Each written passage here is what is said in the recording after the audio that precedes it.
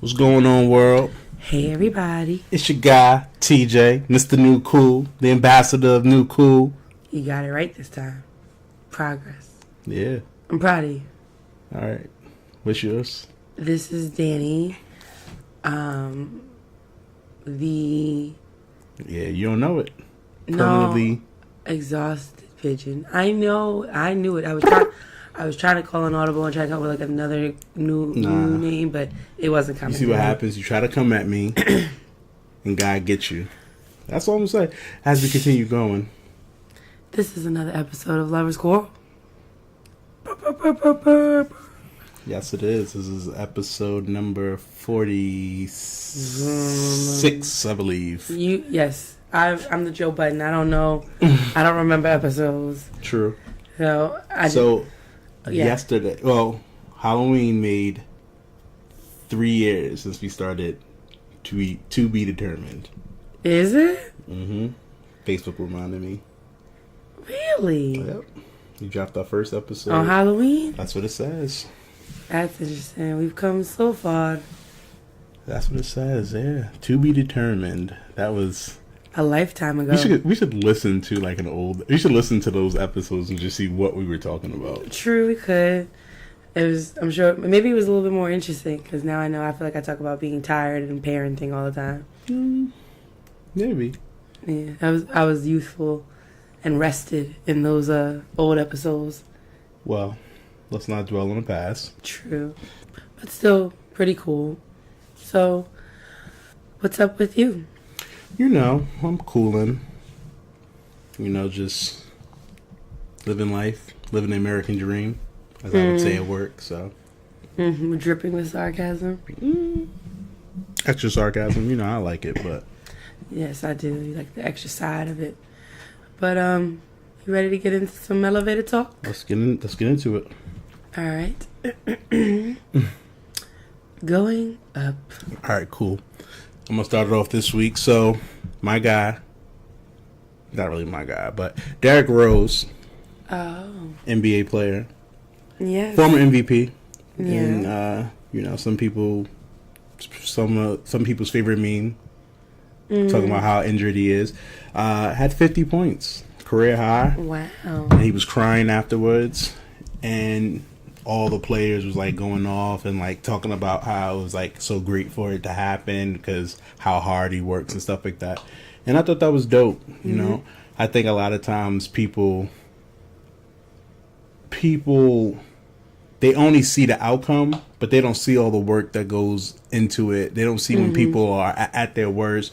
And now when they do see people at their worst, they go hard, like, and for him to be able to, everybody wrote him off and said he's over, dropped 50, like, that's not easy to do, so. That's dope. So, I thought that was dope. It was inspirational, That's somebody who they were saying is over, like, like, he kind of had, like, a Isaiah Thomas situation where it's, like, his injury made people not fuck with him. I mean, I get it. It's a business. He's kind of like damaged goods. Yeah. Even though, he was like the youngest MVP, or they have the Derrick Rose rule, so you can get like supermax money. But, I think the injuries kind of took him out. But the fact that even with all the injuries, he still gave him 50, it's a great feat. So congrats to him. It's a great moment in basketball. Well, I'm going to keep the party going. Going up. That is. See, like what I did there? Sure. Even though you already said going up, but you're going up again. All right? Yeah. Just moment ruiner. So, my elevator talk this week is I voted. And I think that, how sometimes our political talk on this podcast has been between TJ and myself and other people we've had as guests. And this is the most important election probably in a lot of ours, like adulthoods, right after probably Obama being elected president. Because shit is bad. Shit is terrible as far as the way our government is going. And we used to think, a lot of people, especially people our age, were so focused on only voting in like the major stuff, they didn't care about the midterms, and that's how some of these these lower level snakes in the grass have gotten into our government. So I'm proud that I voted. I hope other people are encouraged to go out and vote, especially if you're in the DMV, well, Maryland anyway. Everybody votes on the 6th, all right? Yeah, I'm saying early voting's over in Maryland, but everybody votes on the 6th. So I don't care where you're listening from. If you're in the continental United States, well, not continental, Alaska and Hawaii, had it too. Go vote. You got an election going? Vote. I think that's a good positive. I agree with you. You definitely need to vote. Especially these elections, because this is kind of specific to your states and local government. This stuff affects you more personally on a more regular basis. Yeah, so you need to know and read. You have as much time as you need. Read and understand who you're voting for.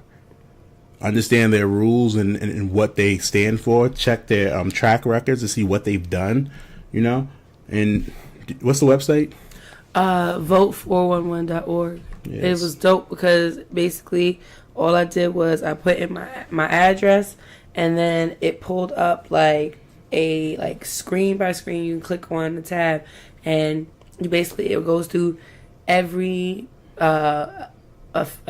elected position that was open or being voted on, and literally, y'all, it had the names of the candidates, it had their websites, it had their background, and even had a questionnaire that they sent to everybody, and the candidates responded to it, so you got to see where they stand on certain topics or whatever. And so I can honestly say today when I voted, it was the first time since I've been of voting age that I was I felt totally informed about everything on the ballot. Not President of the United States, that election is easy, right? But then the local midterm elections, I've voted in them before, but I can only past governors and senators, I didn't even know who the hell I was voting for. I'll just be Democrat. See, so Trump caused some good. I wouldn't call him. I didn't say he was good. I say he caused some good. He did cause some good. It doesn't make him good though. I didn't say he was good. Okay. I said he made the ripple effect, and it's forcing people to take the government more seriously. Take their voting rights more seriously. He is a fascist. He has woken a lot of people up. But I just need to know and hope that the people our age, us millennials, are the ones who remain motivated to get out there, because you might have to wait in line for 20 minutes, 30 minutes, but it's gonna be worth it. And we can't talk shit about those older generations if we keep giving our decision making power to the people who are about to who don't relate to us at all. Fucking baby boomers. Okay, gangster. Baby boomers got you really upset. Because, my parents were baby boomers, so I'm not, that mad at it. But at the same time, Mitch McConnell and me don't got shit in common except the fact that we need oxygen to breathe and that we share a planet. That motherfucker, I don't want him speaking for me. I don't. And nobody my age, or our age, excuse me, should be. No, you can say your age. You old as fuck. Fuck you. So, we shouldn't want those people speaking for us, because they have total, and then it's not everybody, obviously, but the people in charge have totally differing views and archaic views and racist views and sexist views, and I'm literally watching the America and that I've always known. It's never we've never grown up in an era where or where Roe v. Wade, once we understood what it was about, was a questionable thing, where birthright citizenship is a questionable thing. This shit is bonkers to me. And I think about that sometimes. So would that mean that his children have to go back? I read that online. I don't know how truthful that is. Of course, no. It's not going to be retroactive. It's going to be from here on out or some shit like that. But we already know. They don't mean people who's the Russians that come over and try to have quote unquote anchor babies. It's going to be about all the black and brown people that come to this United States and happen to also have children here. But I just... I we felt live in a very scary time. Yeah, we live in scary times, and I felt very empowered by voting. I felt like I was voting for Tatum's future because, like, I think about how, like, this if things keep going this way, she will grow up in either the direct or indirect impacts of some of these, like, god awful initiatives. Like, I don't want my daughter to grow up in a world where she has to, sneak and get and have to get an illegal abortion or something like that one day. Like, I'm not not putting that out in the universe, however anybody wants to take it. What I'm saying though is that, like, that to me is like a bananas potential reality. Her Tatum does. I don't want her to grow up in a world where, like, her friend who was born at the same hospital as her is not considered, doesn't get the same rights as her because their mother or father, or their mother, I should say, is from another country. Like, shit's crazy. We just gotta hope that, again, this drives people and they really take it serious. Absolutely. No matter what, no matter who's running, no matter what you think is going to happen, like, you have a voice, you have an opportunity, and you got to use it. Exactly. And if you don't, shut the fuck up. Forever. So, well, I think that about wraps up that. Okay, well, it's now time. Your voice sounds very hoarse. I'm a little, I don't know, I guess I was fussing a little extra hard at the kids this week. But it's now time for the relationship tip of the week. And as always, you will get a thoughtful and... Saying my stuff isn't thoughtful?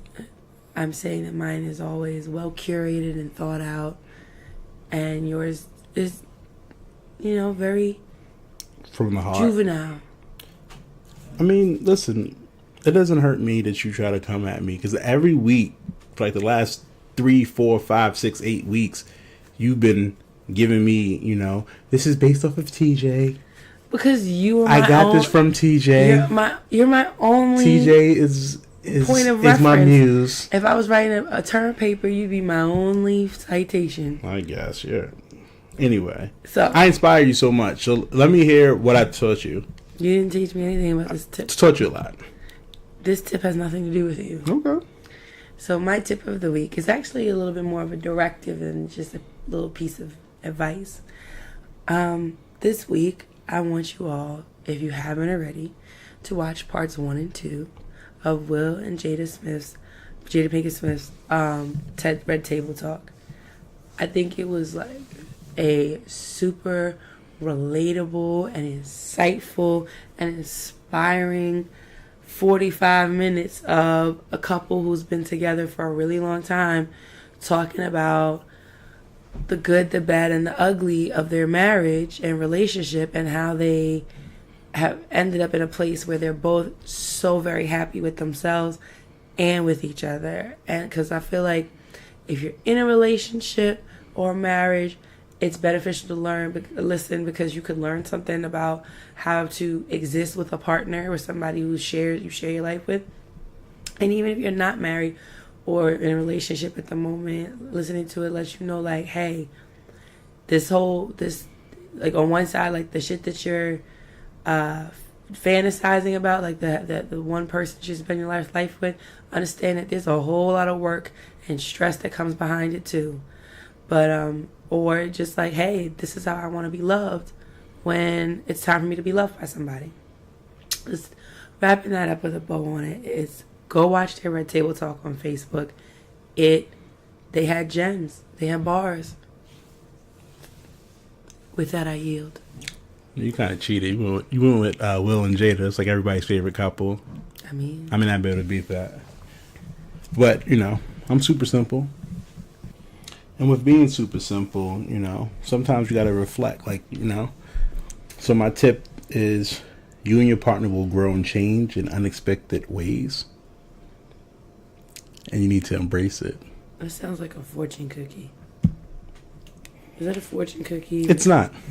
Mine was better. It's something that I read, and I feel like it spoke to me because it's something I've been trying. I've been embracing the change and embracing stuff that I typically wouldn't, or, you know, I'm quick to be upset about or annoyed with.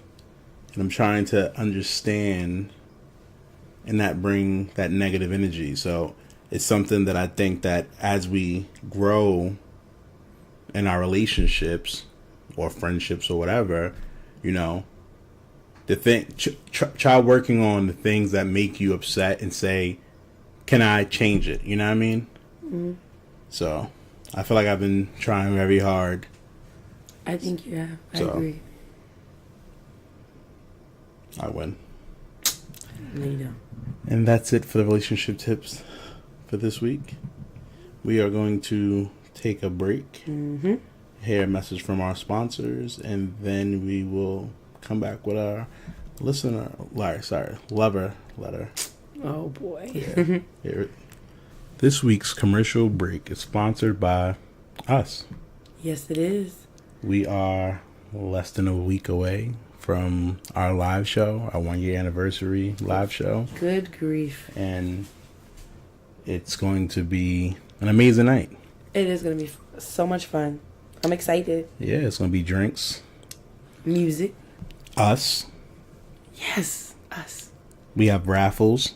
Bam. So we have merchandise. Got vendors. We got vendors. So it's just going to be a fun night. And Dani and I are excited to be able to have this show. I'm excited to be bringing it to Baltimore. Yep. And it's just going to be a great night. And, you know, we just can't wait to embrace y'all and have this moment with y'all. It's going to be a very special, intimate night. So I'm ready. But you got to get your ticket. So and you can join us. Get that at loversquarrel.eventbrite.com. Be there or be square. Hey friend, it's time for you to ditch those workout gloves and get the grip and wrist support you deserve. What do you suggest? You need to get the Gainz Load and Lock grips by Gainz Sports Gear. They are more durable than gloves, have a non-slip grip pad that provides grip support and added wrist support unlike your traditional workout gloves, and will protect your hands from calluses. Do they come in different colors? Not only do they come in different colors, but they are available for men and women. Do yourself a favor, go to GainSportsGear.com. And remember, a better grip equals a better lift. Embrace the process. And you too can embrace the process by going to Gainz Sports Gear. That's GAINZ sportsgear.com and using our code LOVERS10. And now, back to the episode. All right, welcome back. And we got a letter. And now we have time to read it because it's our first guest-free episode in a little while. So, being that it is just TJ and I, we're going to go ahead and pull this one out the crates, even though it was only last month, and go over it. So this actually stemmed from our Jamaica episode, babe. This person has a question about blended families. Ready? I'm ready. All right, here we go. So, not sure if she wants us to say her name, so I'll make Let's one keep up. it anonymous. Yeah. So, hello, my name is Abigail. Going down. Shout out to you. I'm currently writing to ask for some advice, and I'm hoping I can get some kind of help. So I've been in a relationship with my man for almost 8 months. I have 5-year-old twin boys, girl bless your heart, of my own, and he has a 4-year-old daughter. We recently decided to start having them around one another. My boys are full energy and can be a little on the wild side sometimes. His daughter is super sweet, but she's a little bratty. I love her, but she is. When they play games together, she doesn't get her way, she cries. If something doesn't go her way, she cries. I teach my kids about taking turns, and I also teach them about problem solving. But once my boyfriend hears her crying, he gets up, takes her, and leaves because apparently he thinks they're too much for her, quote unquote. It upsets me because I treat her like she's my kid, and I do all I can to make sure she's happy. You really can't tell another parent on how to raise their kid, but he's right teaching her to run away from her problems. when she goes to school, he isn't going to be there to grab her and run away from the problems that she comes across. What can I do to get him to stop leaving every single time he hears her whine? Because he really babies her, and I get it. She's his daughter, but still. It's upsetting for me because I try my best with the three of them. Hope to hear back from you. Love, Abigail. Thank you, Abigail, for sending in the letter. Yes. I'm going to say communication. Okay. You would have to sit down and kind of have that conversation with him to just understand the dynamics of, why he is overprotective. Mm-hmm. I don't know what his baby mother, I don't know how she's acting, Mm-hmm. I don't know if he's like overprotective because his ex is like going to give him hell if he's, if anything happens to her. I don't know if the baby was a premature baby and, it's the miracle baby. Mm-hmm. I don't know all the factors, but, I can, now that I am a parent, I can understand how somebody can be overprotective, and I can understand how it's kind of like,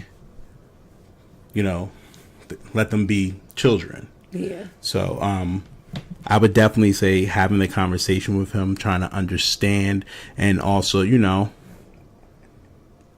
being patient with it, because you can't have the conversation with him expecting them to change, but maybe when she's crying during a situation, instead of him getting up right away, you tell him, "Hey, sit down, let me do it," So that way, maybe it's kind of, working on that. Okay. I mean, I agree in the sense I think, like, you definitely need to communicate, like, hey, look, like, my boys are doing age-appropriate things, they're doing developmentally appropriate things, and kids sometimes are going to have tantrums or they're going to get upset when they don't get their way, but it doesn't mean that, like, one child is doing more than the other when it comes to them just, like, being kids and figuring out how to share and all that other jazz or whatnot. I think you need to, like, tell your boyfriend, like, listen, like, I need you to not be, like, first of all, I feel like as a parent, I'd be like, that, saying my boys are too much for her, like, I might take offense to that because of, like, where you're going with it. But, like, but also I feel like if myself and this person are trying to go anywhere as a married couple, how do I want to say this? How can you say, like, act like you don't like the kids in the beginning, but, like, if you don't like somebody's kids, like, why are you going to spend any more time with them is basically what I'm saying. Well, I don't think he's saying he doesn't like the kids, but maybe he's seeing that, the boys are rough and boys can be rough. But maybe that's also kind of like, a stereotypical thing. Like, boys are roughs and girls aren't, because we know that's Tatum is super rough. Rowdy rough. And I'm okay with it. I want her to do things. I don't want her to be afraid. But in that aspect, when you're intermingling children who grew up differently and have different, you kind of have to find a balance. And sometimes I think that as parents, we may jump to conclusions, like, on certain things, or, we can be overprotective. But kind of going back to what you're saying, if they're going to do it for the long term, they have to find a balance that's going to be helpful. And for her, Abigail, it's just going to be communication. You're going to have that conversation with him. Try to make sure that you're not coming across angry or anything like that. Yeah, or super defensive. Or argumentative. You want to come in there peacefully and try to understand where he's coming from and understand why he does what he does, and figure out if there's any way for him to change his approach. Maybe he is being overbearing with his daughter and he needs to, let her cry a little bit. I let Tatum cry. And Danny be like, no, and not always cry. So sometimes she just needs to be loved on. But I think, though, Abby, if you guys can't find some type of common ground where, like, he understands that, like, his daughter might be a little bit more resilient than she thinks, and you understand that he's going to still always have a little bit of hesitancy because it's one girl coming up together with two boys that grew up the same way. So, just, be mindful, like, and see how, and see more, I think most importantly, so watch how he receives that communication and those efforts, because I feel like that might tell you a lot too. And if he can't, do those things to meet you halfway and communicate with you, it might have to be a change. So hopefully this was helpful. And yeah, we're gonna move on to the last segment of the show. Have a good one, Abigail. Thank you for writing. Sorry, was that rude? I'm like, my bad, Abigail. Thank you and good night. Now that I've probably closed out, let's move on to our Lovers Quarrel. So I think Mr. Byerson over here has the rundown of what it is that we're going to be fussing about. Yeah, so it was posted online. I saw it on Shade Room, the Shade Room. And it's a guy asking for help. Mm-hmm. So he writes, "Here's my situation. I love her." Once he starts that, it's like something negative. All downhill. "I promise I do, but she's testing that love. We've been married for 5 years. When we first got married, she weighed about 135 and was gorgeous. Since we got married, she's taken on this whole extra personality. She's gained more than 60 pounds. This extra weight is not attractive to me at all. We are both school teachers, administrators, so we get home about 5 in the afternoon. I've expressed to her my concerns about the weight gain, suggested medical attention to see if there's a condition or something, purchased a gym membership, started buying the groceries for the house, and even cooking. Nothing has worked. Now she's complaining that I'm withholding sex, but that's not the case. I just don't like what I see, and it does not stimulate me. I can't get aroused by a woman that complains and makes excuses all day. I don't like the sight of those roles and extra meat. I love my wife, but I'm not in love with what she has become. I don't like what I see. I don't like what she's become, and I don't know what to do. Communication is not working, and I just can't make myself be attracted to something that's not pleasing to me. What do I do? I want to help. I want to help her, but I don't know how. I can't read tonight. So, I thought it would be a cool thing to kind of attack and talk through. True. I think this guy, okay, you can't help what you're attracted to, right? For the most part. But the only thing I didn't did I miss him saying like what it was that might have like attributed to the weight gain, or just that she gained weight? She's gained weight. So we don't even know if like she's had a child, if she's had change. It could be medicine. It could be. Well, he said that he asked her to get medical, like go see if the medical condition. Yeah. You what medical? Yeah. I just feel like ultimately, like, you don't know what this woman was going through, or what we don't know what that part was. You mean we don't know? He knows. Yeah, you're right. So we as in TJ and I don't know what this woman was going through. We've been married her for 5 years, so he should know. True. Okay. For me, I feel like he never really loved her. I think he loved who she was, or what he loved the idea of her. Mm-hmm. But I feel like when you marry somebody, you're marrying them, yeah, like not their body. You should be marrying them. Mm-hmm. It doesn't seem like he married her. He married the idea of her. She was the trophy that he wanted, but now it's like you're not that trophy no more. And, to me, it just brings up, like, greater questions, like, why did you marry her, Now, granted, we can like what we like, but I feel like when you're marrying somebody, you should be in love with them. Mm-hmm. And take the good with the bad. And if they're 700 pounds or if they're 20 pounds.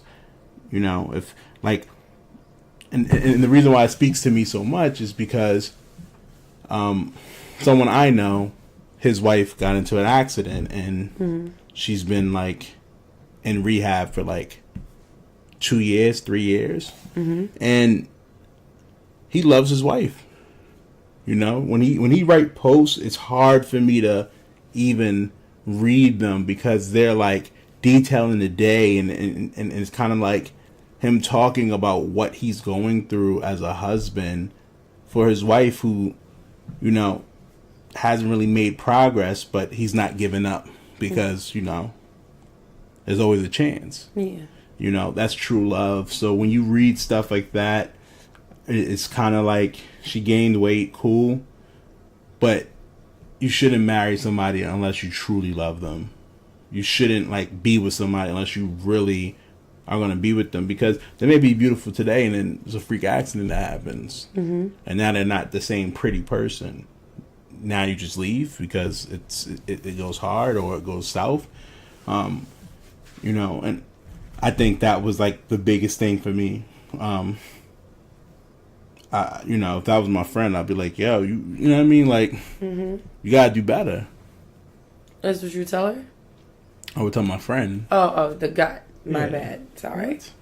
I was like, I thought I was like, oh, wait. I don't know why she gained the weight, but at the end of the day, that shouldn't be the deciding factor unless they had conversations that they would stay fit, or you know what I mean? Like, if there was something agreed upon beforehand, then that's a little bit different. But you know, I just think that you need to love the person that you have regardless of how they change. Yeah, and I think the guy, this person needs to like check his macho attitude, I guess, because like if you're not gonna be accustomed to change like especially changing bodies, then you don't really need to be with any goddamn body. Because you're kind of trash for being like, I'm not sex attracted to you anymore because of 30, 40 damn pounds. I mean, I know it can be difficult, but at the same time, like, it's not. It's just, it's not, it doesn't have to be a big thing. So I have a question to kind of go off of that. Is he wrong For feeling the way he feels? I'm not going to say he's wrong, but I'm going to say it makes him shallow. And that's not a desirable trait to be. It's not a desirable trait, but is he wrong? That's the question.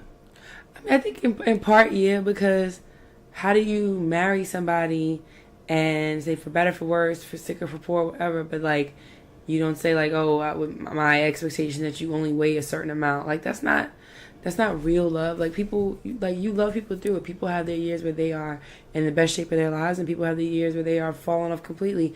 And if that is the determining factor for you, like that is the part that makes you want to walk, then part of me is also like, well, step then.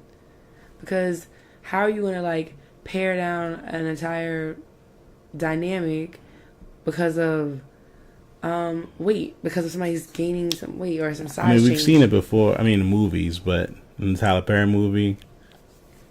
Oh, which one? Wait, which one? The Why Did I Get Married? Oh, yes. Sorry. And then when she slimmed up, so you know that 80-20 rule becomes real. Back. You know, so you know, I just wanted to ask how you felt, like if you felt it was, because part of me is like, it's trash, but he's not wrong. Can't be wrong for feeling the way you feel. I think that for most things, you can't feel wrong for feeling the way you feel.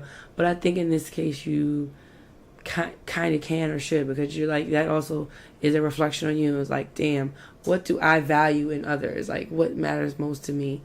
And looks is going to be a primary one, and so looks is going to be a primary one? Like looks, like how a person looks is going to be a primary, like, concern of his. Like the thing is, like, no, it shouldn't matter how he feels. Like how he feels is how he feels, but the fact that how he feels has to do with the way somebody's aesthetic is, how their size. That to me, like, reflects like a person that you don't want to necessarily be affiliated with. So I don't know. I think that like, no, he's not wrong for how he feels, but he is kind of wrong for how he feels and how he went about expressing it. That's all. Maybe he should do therapy. Maybe they should. Or maybe I he didn't should. say they, but He should. Or she might need it too. Like, what's it like living with somebody that's that trash? But I guess we done wrap that one up and put a little bow on it, right? Yeah. All right, well. This is going to be our shortest episode ever. But you know what? I think it's good because it's like a little taste before the live show, so that way we can whet people's appetite. And when they come out next weekend, they're going to get the full course meal, all right? I mean, they're still going to get it. We still have another episode next week. I know, but okay, well then they're going to get like a meal and dessert next week, even if they got a little appetizer this week. Got you. Spread that meal out. You don't want to make sure you don't get too bloated. So I think that this is perfect. Nice little nugget of an episode. But as always, guys, listen, if it's 34 minutes or if it's 3,400 minutes, we always thank you for rocking with us, for listening to us go back and forth, and for just being wonderful, supportive guests. We, as we come up on this anniversary, like, this wouldn't be possible. We wouldn't feel inspired to do what we're doing if it wasn't for the people who tune in every week. So we thank y'all so very much. Babe, you got anything you want to put on that? I don't. You said it all. All right. Well, you know what? As always, if you are a fan of the show and a newfound lover, as TJ would put it, make sure that you follow us on Instagram at Lovers Quarrel Show, on Twitter at Lovers Quarrel 7, and that if you have any questions, concerns, emails about any topic we've talked about, hit us up at loversquarrelshow@gmail.com. But with that being said, we're going to shut this sucker down. I am your girl, Dani. And I'm your guy, TJ. And this is another episode of Lovers Quarrel. As always, we fuss. We fight. But we love. Bye.